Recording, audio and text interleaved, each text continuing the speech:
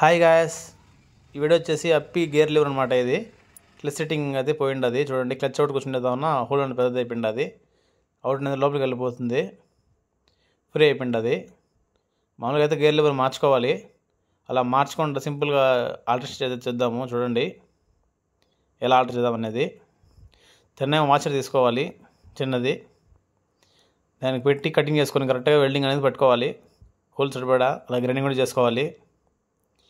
Welding నీట్గా full welding చేసుకొని grinding అనేది చేసుకోవాలి. మళ్ళీ హెడ్ని తగలకుండా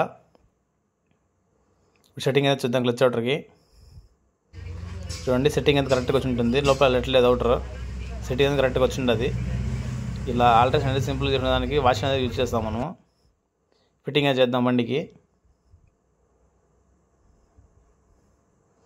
గేర్ లివర్ ఫిట్టింగ్ అనేది చేస్తున్నాము. గేర్ లివర్ బోర్డు ఎక్కించేద్దాం. గేర్ కనెక్షన్ అయిపోయినది. క్లచ్లో కనెక్షన్ చూద్దాము.